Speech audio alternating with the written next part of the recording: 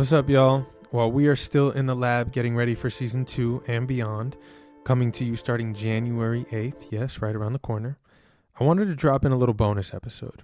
What you're about to hear is a book talk I was honored to participate in at City of Asylum in Pittsburg, Pennsylvania.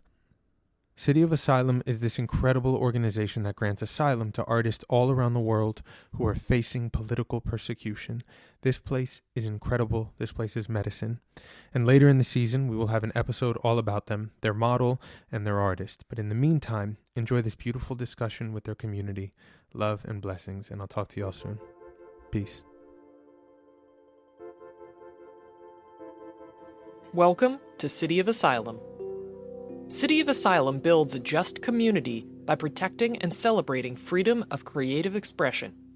We provide sanctuary to endangered writers and artists so that they can continue to create and their voices are not silenced. We are the U.S. headquarters of the International Cities of Refuge Network. ICORN is based in Norway and is an independent organization of cities and regions.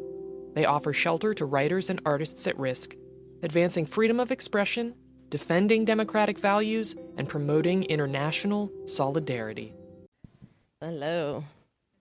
How's everyone tonight? Good? Good. Great to be here with you. Looking forward to digging into Chris's story in Brown Enough. And Chris, it's a joy to be here with you tonight. And we got to chat a little bit beforehand and got to know you just a little bit. And I have to start by level setting and saying that I'm a little bit biased getting into this story because I felt like I read and saw so much of myself in your words as a Latina, daughter of Cuban immigrants. Your story, its beauty, its complexity, your parents, your Dominican dad, your Colombiana mom, the silly things that you encountered, the people, let's call it that people say and perceive, reminded me of the time that I was asked, "Do you speak Cuban?" I'm like, "No, ma'am." You made reference, and I'm looking forward to unpacking all of that, and also unpacking how you grappled with the internalized and intergenerational racism and dynamics that are also present deeply in your story and in your book, Brown Enough. So we're going to get into both of these. Brown Enough and The Real James Bond was Dominican as we move through the conversation. One part of your story, though, with all of the similarities that I was expecting in what I see in you, one part that I wasn't expecting that we have in common that I didn't mention to you earlier is that we both spent some time silent retreating in Barre, Massachusetts. I'm like, what? And our stories are a little bit different there. You arrived to meditation. I think there's a girlfriend and a lie and some other bits to it, but I'm also looking forward to hearing about that. I want to take a moment to thank our audience, all of you who are here, all who are joining online at Alphabet City. We'll move through some questions that I have for Chris. He's going to read a little bit from the book as well, and then we'll turn to questions from the audience. So please start thinking of those. Now let's begin with the place where it all started for you in that 164-unit building on 64th and Queens. The building even has its own chapter in the book.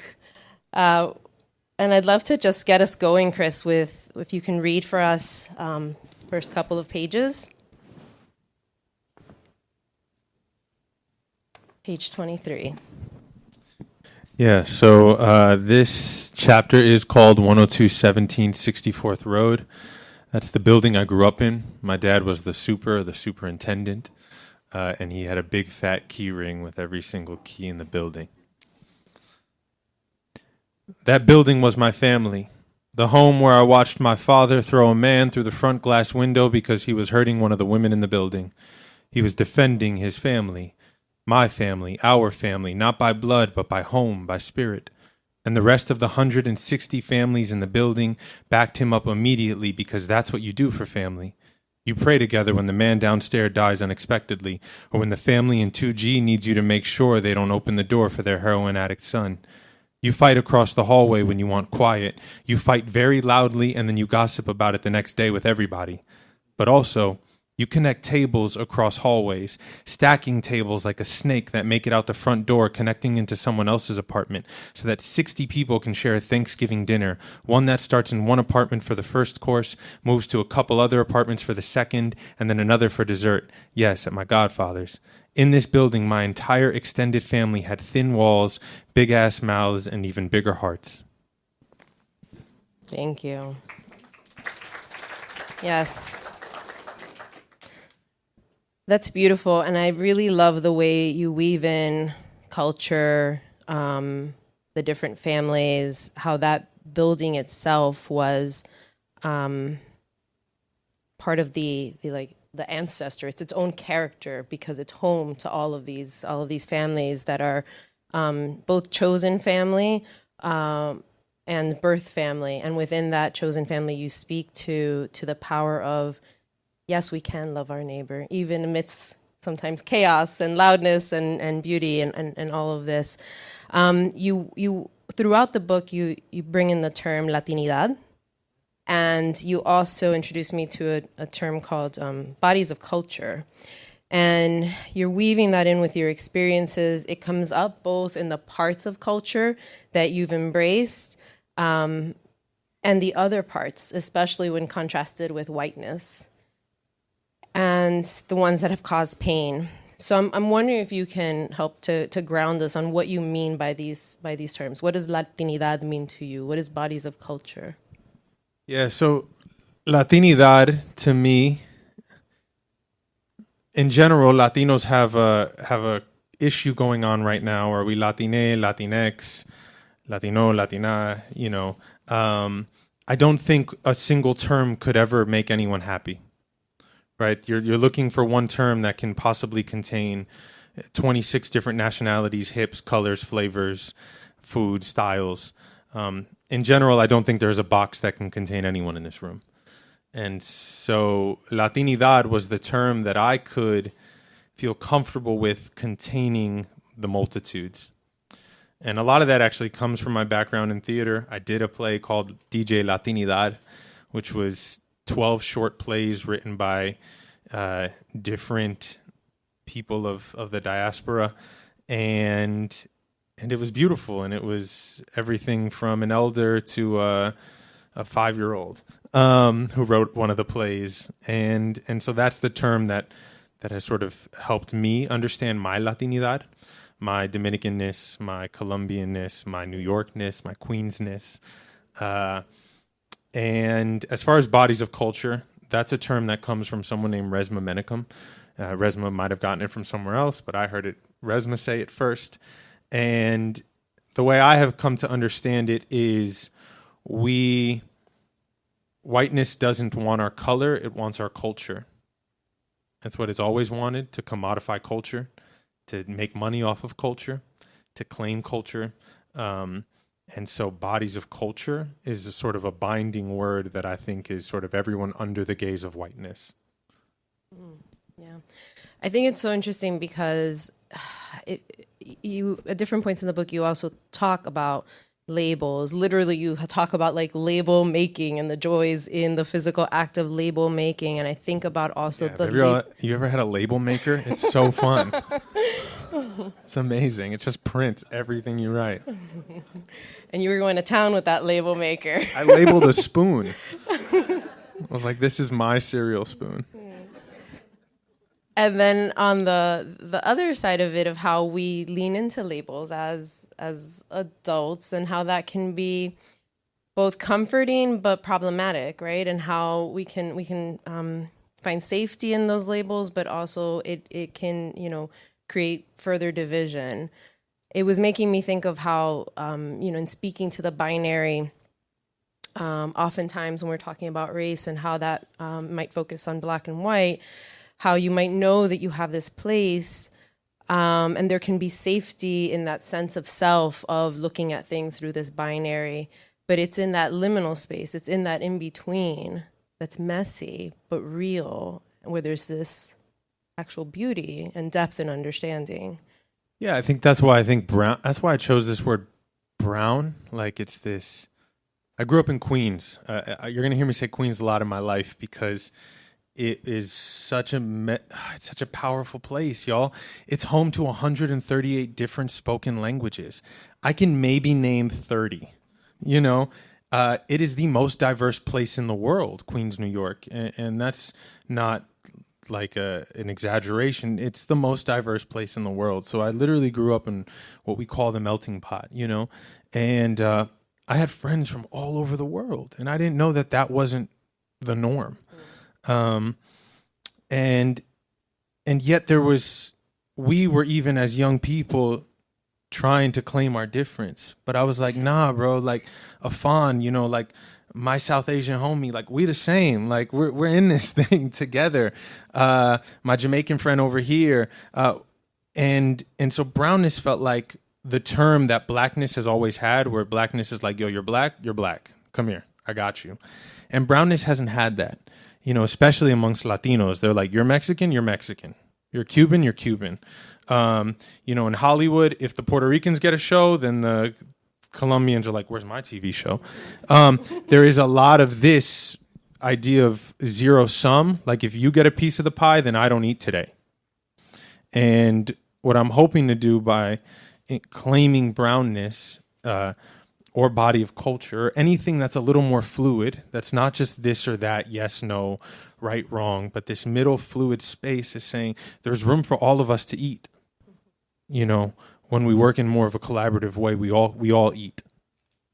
Yeah, I love Latinidad also just sounds just more expansive, because I will say that for me it was weird when I moved out of Miami, and I always identified as Cuban. I was born in the States, but you know, my family's from Cuba, and that's what I identified as deeply a part of who I am. And it was when I left Miami, ironically for New York, that I learned about the term, you know, well, started being referred to as like Hispanic, and then Latina, and then person of color, identities and labels I never understood or identified as part of myself.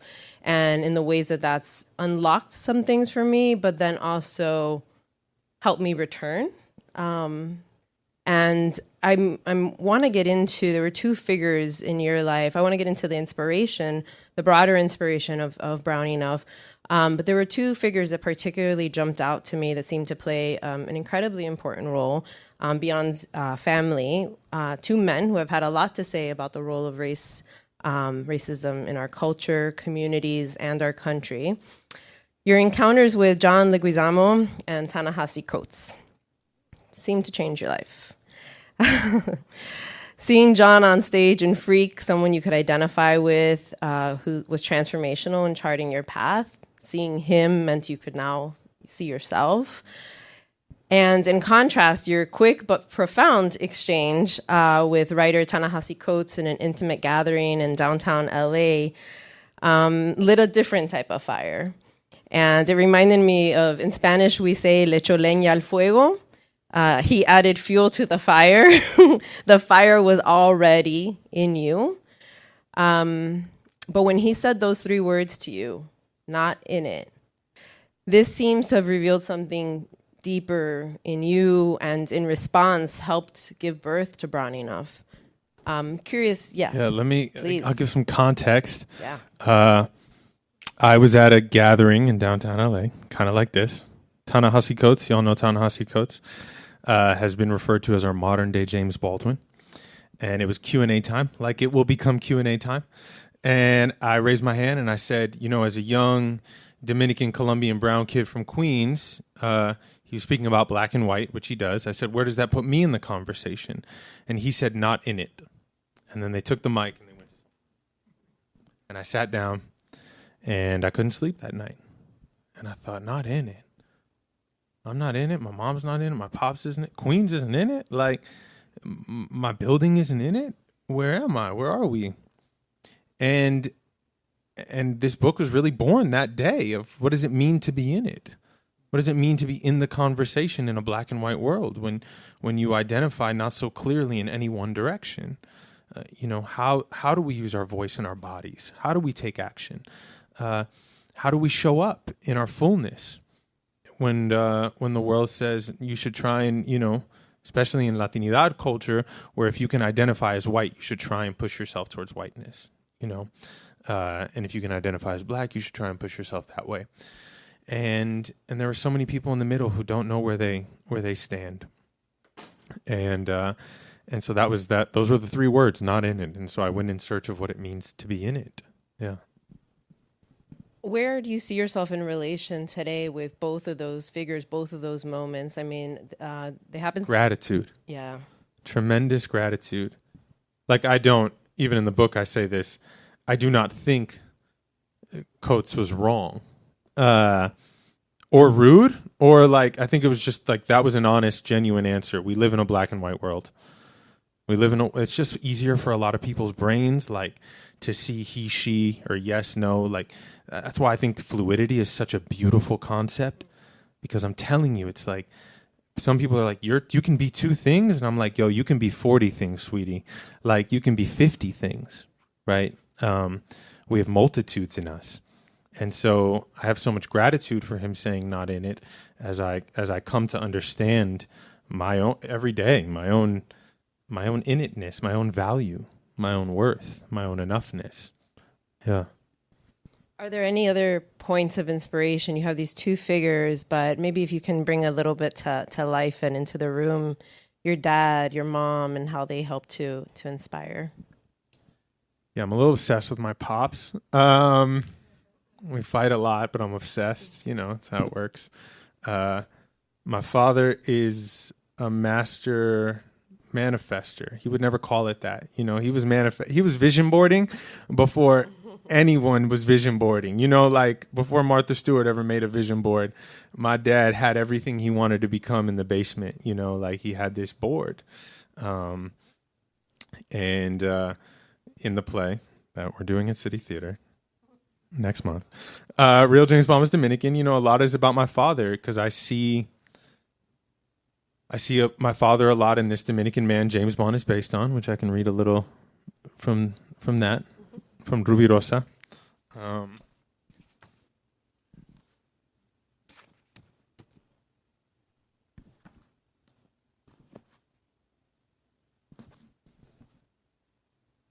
This chapter is The Real James Bond was Dominican. And there's an opening quote from James Baldwin that says, "Heroes, as far as I could see, were white, and not merely because of the movies, but because of the land in which I live, of which movies are simply a reflection." James Baldwin. I pop my head around the corner. The coast is clear. I do a fully executed tumble in a pair of tighty whities and socks. I land in a fighting stance. I'm fully strapped, Nerf gun in my right hand, Nerf pistol in my left, a Nerf grenade launcher slung over my back. I got a makeshift belt attached to my hip holding one more Nerf gun, while a single shot Nerf is tucked into my socks. I do another tumble and fire into the distance, whispering into my invisible watch, "I'll be out in 6 flat." I check the perimeter for my target and then check my back for people sneaking up on me before firing again. My mom yells from the kitchen, "Coño muchacho, I swear to God, if this food gets cold, if I have to tell you one more time, I will break all your toys. Everything. I will break everything." I whisper again into my watch, "My bad. Bond is going to have to meet you at the drop-off point after dinner." "Everything," my mom shouts again from the kitchen, which is only 10 feet away from where I'm standing, but she's acting like I'm at a park across the street. I drop the guns. "Ma, okay, I heard you." "And put some clothes on," she adds, as I undo my improvised belt and head to my room, which is really just a partitioned part of our living room, but still it's mine. As a kid, my white friends were able to put themselves in any movie they wanted. They could fantasy cast their own biopic in a matter of minutes. They had endless choices of nearly identical celebrities and characters and stories that looked like and represented them, their food, their faces, their hair, their families, their home, their Tuesday night dinners. As a 4'10" prepubescent Dominican kid with glasses, a big nose, and a curly-ass fro in Queens, New York, who did I have to choose from? About 3 actors and 3 storylines that were criminalized, hypersexualized, and mediocre at best. But I wasn't tough enough to be Danny Trejo, and I wasn't sexy enough to be Antonio Banderas. So what do? I chose James Bond. I mean, who wouldn't want to be Bond? He's chill, he's tough, everyone likes him, he does important work saving the world, and he gets mad honeys, all while rocking a ridiculous bespoke black tux. Bond was the homie. And even though I wasn't British, still not British, and I didn't look anything like Pierce Brosnan, still don't look like Pierce Brosnan, Bond seemed tangible. He was just a person, a cool dude, and maybe I could actually become him one day, just with a touch of Latin flair. Bond, Jaime Bond, bondissimo. Yes. Something that you spoke to in the book that I don't think gets discussed enough is the privilege to be ordinary. Can you say more on what you mean about that, about, characters that can get to play unremarkable stories and the beauty in everyday life? Yeah, so my dream has always been to... y'all seen When Harry Met Sally? Only 20 times. 100. White people have just been talking in movies forever. They just are people. They're not special because they're white. They're just people, And you see that and you think they are worthy. And I didn't see that. Anytime I saw anything that represented me, it was the butt of the joke, the criminal, it had a purpose. And so this ordinariness is actually not so ordinary when you're growing up and you're taking in these images where you're not seeing yourself. It actually becomes extraordinary. And so I was someone who watched a lot of television and a lot of movies, and I knew I loved this art form so much. And so I subconsciously built a little bit of self-hate in me. I think in order to be an actor, I have to look like them. I have to sound like them. I have to be like them, right? There weren't a lot of examples that said, be exactly who you are. And that is why seeing John Leguizamo on Broadway was so powerful, because it was a little piece of armor that said, be who you are. Don't change. Be who you are. And that's a hard thing, in a place like Hollywood, where I've had managers, tell me to cut my hair, get a nose job, change myself. Because that world has been conditioned to show you a world looks a certain way when that's not how the world looks. And I feel very grateful to be here now, having eaten so much of those lies, and still returning to being myself and loving myself and taking up space on both film and television. Hear, hear. Can you jump back into the chapter on the real James Bond was Dominican, page 158, and read that paragraph for us, please?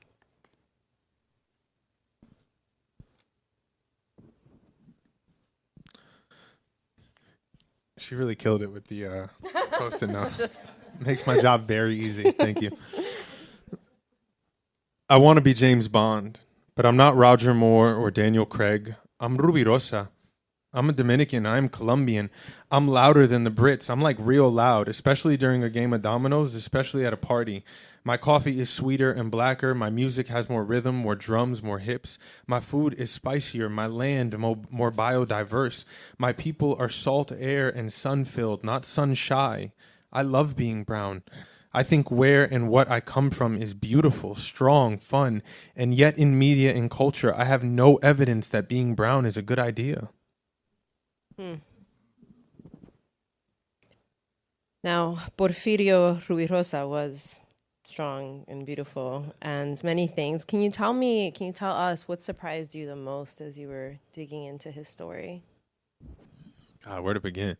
So I, in college, got an article sent to me from Vanity Fair about a man named Porfirio Rubirosa, the Dominican man James Bond's based on. And I was flabbergasted, blown away. I called my dad. I said, yo, Pops, why didn't you tell me about this? He said, I didn't think it was a big deal. I said, you didn't think it was a big deal? I said, he was twice the richest man in the world. He did all this and this. He's like, yes, I don't think it's a big deal.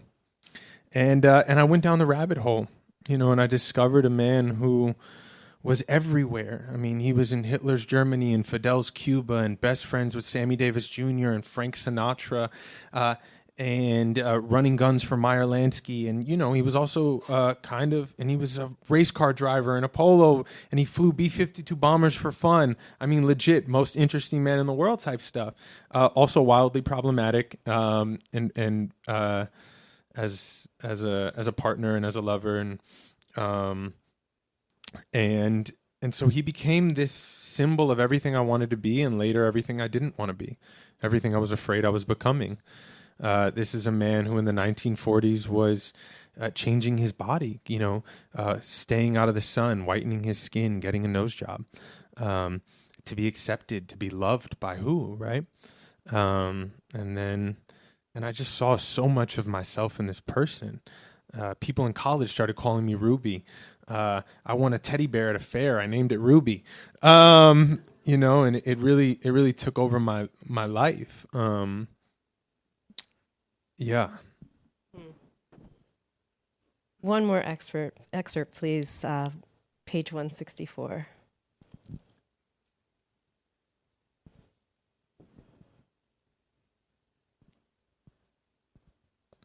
Okay, before I read it, I have to read you. I have to do this gesture for you.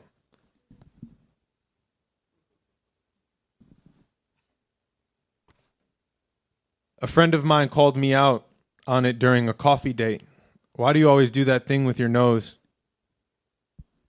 I replied, it's just a habit. It's just a thing I picked up along the way. Now, what I could have said was, it's because I've been brainwashed. It's fear and trauma that is instilled deep within me. It is an ancient wound, a separation that secretly, not so secretly, makes me wish and need to look more like you. I remember all the novelas my grandmother used to watch when we were young. How any time a character came on who looked like my dark-skinned grandmother, they were some sort of fool, some sort of comedy, some sort of joke. I never asked her about it. I never asked if she took notice, but remembering her words, big noses don't get very far, she learned it from somewhere too. Sammy Davis Jr. tells this story about seeing Ruby one morning at the hotel bar after a night of gallivanting. Sammy Davis is wrecked and staggering. He's got this fat headache from the night before, but Ruby's no worse for wear. He's leaning against the bar, elegantly turned out and casually sipping a Ramos gin fizz. Sammy asks him, "How do you do it?" "Do what, Sammy?" "Night after night and still look as if the gods chose you." "Oh, Sammy. Your job is being an entertainer. Mine is being a playboy." This was the morning that Sammy tells us that Ruby taught him 32 different ways to kiss a woman's hand. 32. Depending on the vibe and the intention. Sometimes you maintain eye contact on the way down, sometimes on the way up, sometimes the whole way. And personally, 32 ways to kiss a hand is ridiculous. But the scene that plays over and over again in my head is that on this day, while our two men are talking about 32 ways to kiss a woman's hand, everyone else they were with the night before, the entire Rat Pack, our two men's white wives, they're all getting ready for Kennedy's inauguration. But our two men here, they aren't invited. In closed rooms and private yachts, they are all friends. But in public, our two men of color here are erased. These characters are only seen when others want to see them. Thank you. It wasn't until reading your book that I realized how commonplace that is. My mom would do that to me, the nose thing. And I started connecting other dots. Little things that are said, encouragement to get out of the sun, right? Like, why? We're in Miami. And it was never explicitly said why, but it was done. And I found myself as I was reading your book and, moving towards the final chapters, I'm not going to lie, I was irritated. And I'm like, why is irritation so present in this body? And as my good meditation practice has taught me to connect with. And I'm like, this is why. Because I'm seeing these truths, these realities that were so passively, yet aggressively woven into our existence, into our culture, normalized. So yeah, thank you for helping me feel that and connect with that and for your words. You talk a bit about symbolic annihilation. Can you get into, that's another aggressively sounding term, but that very much brings to life and again is part of what as things were building for me as a wave of emotions. it's because these are aggressive pieces. And I really appreciate the humor that you weave in throughout the way that you story tell. But these are tough things. Symbolic annihilation is an aggressive term. I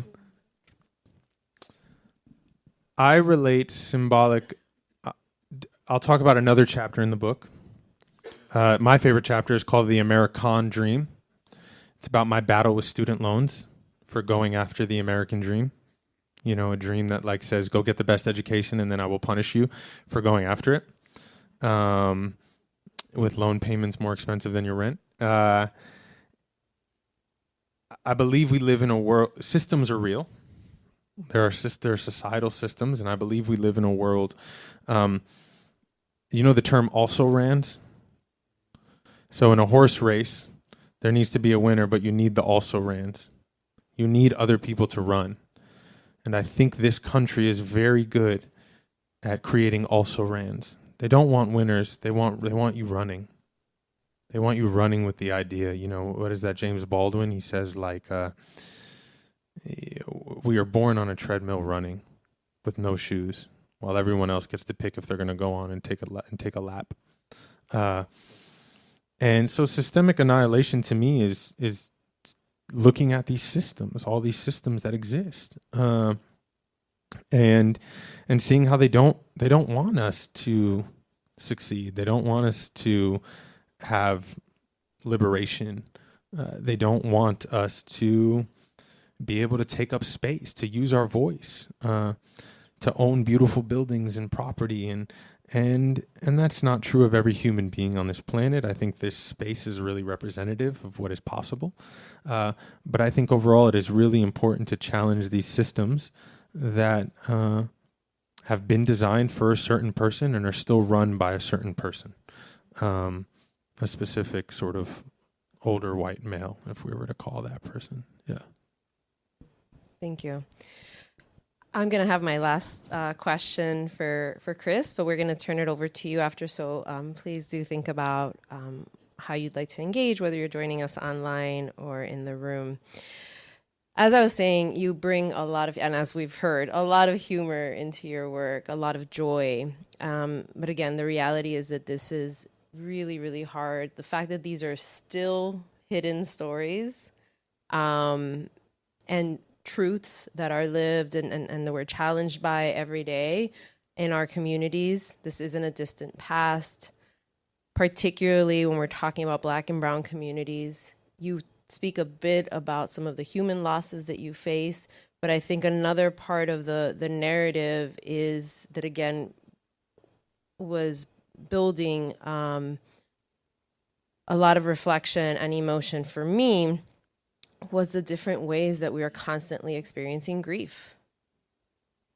And I'm curious, when you think of your meditation practice, you've written a few pieces for Tricycle, a Buddhist magazine. You speak about your practice and Buddhist meditation and Zen in the book. Can you bring us into how the role of Buddhism and meditation in your life, in moving through this, in your craft, any part of that? Yeah, Buddhism's the best. Meditation changed my life. How I got there is funny. A really cute woman in college asked me if I meditated. I lied and said yes. She could have asked me anything. I would have been like, yes. And I maintained this lie for close to a year. And on my birthday, she said, I can see how hard you've been practicing. And she bought me a plane ticket to Massachusetts to attend a 7-day silent retreat. And that was my moment to say, no. And I was like, I can't wait. And so we went to this silent retreat together. It was the hardest thing I've ever done in my life. I made a fool of myself. And I have meditated every day since. And that was 15 years ago. Yeah. And yeah, meditation is been an ability to. I have a great teacher who asked me, why do you sit Even chickens sit. That's what he says. Sitting is meditating. He says, why do you sit? Even chickens sit. What makes you different than a chicken? And I've come to an answer that I sit to meet myself. It's the same reason I make art. I try to create enough spaciousness to meet myself and to meet my heart, and to see how I'm feeling, to see my irritations, to ask big questions of myself. I care less about answers, and as Rilke says, maybe I'll ask a big enough question and maybe I'll live myself into an answer. And I think my practice of creating spaciousness and silence has allowed me to ask really scary questions and then maybe live myself into an answer, or maybe art myself into an answer. And that's my practice, and I love it very much. And my goal is to one day be so healed I don't have to make any art. Yeah. Thank you, Chris. If you can all join me in thanking Chris for sharing with us, for bringing Brown Enough into this world. And we now would love to turn to you and hear your questions. And if you could please phrase it as a question, and we can move through as many as possible. Yeah, so if you raise your hand, I'll come to you with the microphone. And if you're online, if you drop your question in the chat, I'll read it out loud so you can also be a part of it. I think I saw a hand by the bar. Thank you. Thank you very much. This is it's a big pleasure. My question is, when you speak, of course, you were born in Queens and you speak from an American perspective. I was born in Brazil, but your parents are both not American. Do you think that their experience is similar to yours in terms of, brownness?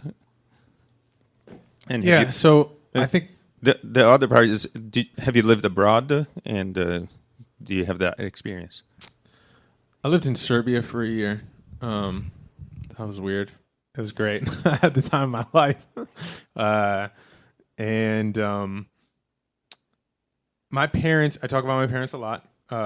Obsessed with both of them. I think they're dope. I got so lucky, y'all, because my parents had terrible parents. And so when they had kids, they said, we're going to be better than them. They said, we're going to allow our kids to experience their desires as safely as possible. And so when I said, I want to act, they were like, okay, and they just allowed me to do that. But my parents are victims of what I think many immigrants are, one of assimilation. A big part of my story is, why didn't my parents teach me Spanish? But they taught my sister, my older sister, because my sister got to spend summers in the DR with my grandmother. And I never got that opportunity because, the times had changed and they started losing. It's not losing parts of yourself, but you're just trying to survive. And my parents were working 2 jobs, and just to afford a home. And, they each had a 9 to 5 and then a 7 to 3 a.m. And that was for years. And my sister basically raised me. And so I think assimilation is just a part of survival. And I think it happens to many people. And they didn't keep anything from me. They were just trying to give me the best opportunities that they, in whichever way they knew how.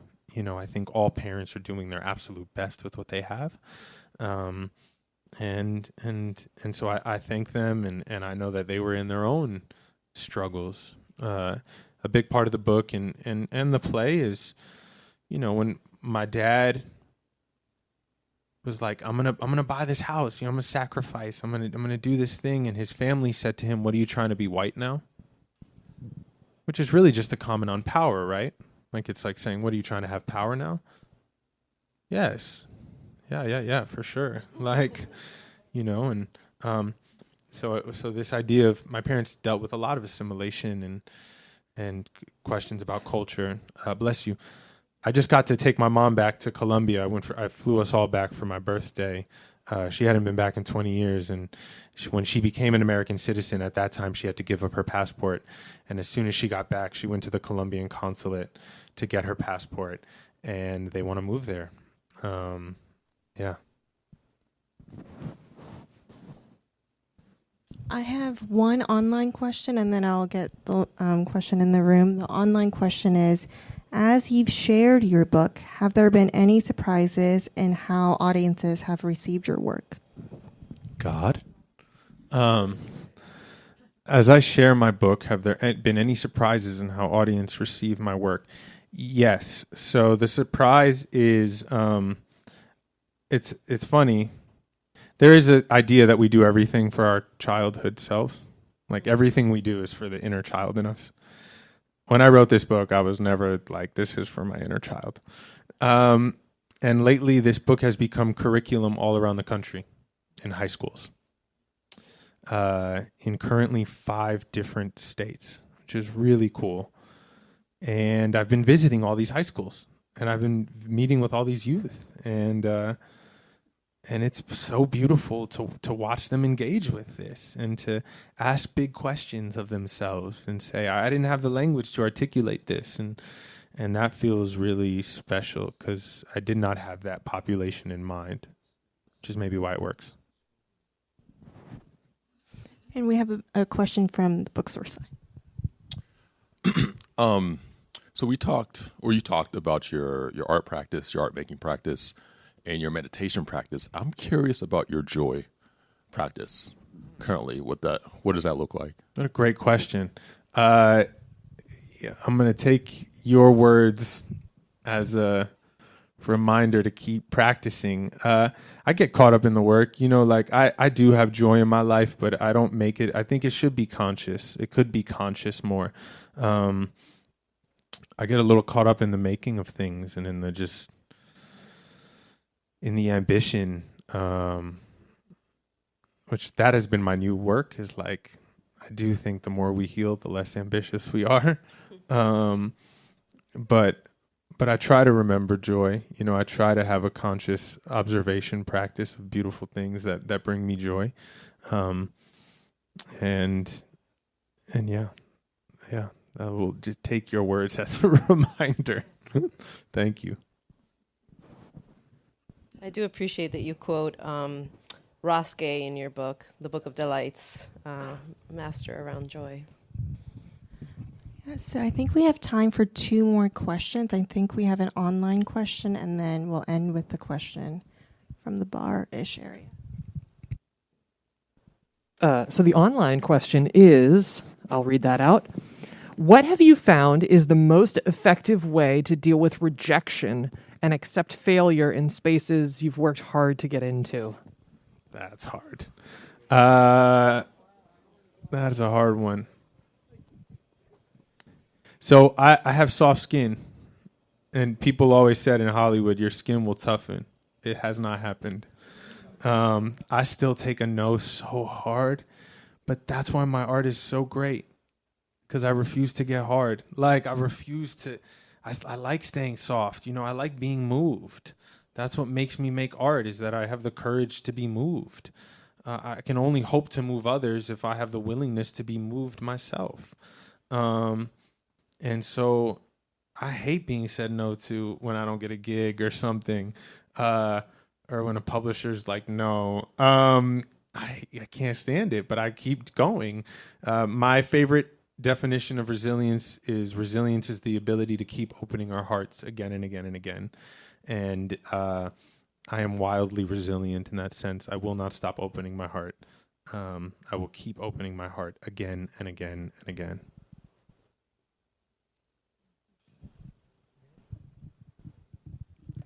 Hi, I'm wondering if you could tell us a little bit about how it is that you ended up teaming up with Daniel Banks to develop the real James Bond was Dominican. Yeah, so I met Daniel in college. CalArts used to have this amazing thing where they would bring artists from all over the world in to do workshops with the students. I was a young acting student there, and Daniel came in, did a workshop, maybe 2 years in a row. That I'm not sure. And I one summer hit them up and I said, what are you doing? And they said, come to Hungary to do this thing. And so I went to Hungary to do hip hop theater workshops with them, with Roma, non-Roma youth. And so we had been in community, and then they started this ensemble of artists. And I said to Daniel, I have this play. and I have a ridiculous amount of pages. I don't know if it's a play. I have like 100 pages of writing, and for some reason he decided to read 100 pages of writing and turn it and help me craft it into something that is really good. And that's kind of how it went down. And now we're here with you. It's not 100 pages. Any other questions? Or are you making us wrap up? Yeah, I think if there's one more question, we'll take it. But otherwise, oh, okay, we have one final question up front. Okay. Well, thank you for your work and all the ideas that you make us think about and that touch us in many different ways. I'm from Colombia originally. I've been in the U.S. since I was 14, and I've had the fortune to be able to travel back and forth between the U.S. and Colombia, and I love both countries. And I'm neither from here nor from there, somewhere in between, and richer because of that. I think the exploration that you do in your work is extremely valuable for so many people trying to find their place. And my suggestion for your consideration would be that you also reach out to the communities in Latin America, because this question of brownness, am I brown enough, or what am I, is extremely relevant in those countries as well. This is not just something in the U.S. This is worldwide, and you could say the same thing if you were from Hungary. You know how Slavic I am, or how Western European am I. It's really all the same human story of people integrating. Ultimately, all the same under the skin.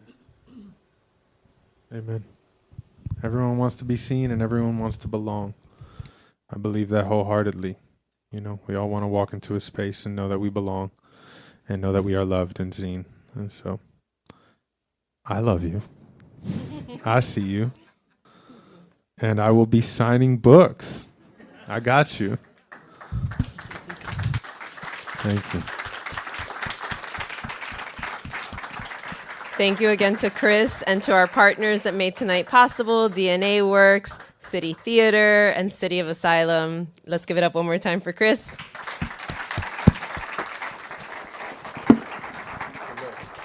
Thanks, Mike. That's my favorite color. Brown Enough family, thank you so much for joining me for this talk. I hope you enjoyed this bonus episode, and I will see you when we're back in a few weeks. Much love, many blessings. Peace.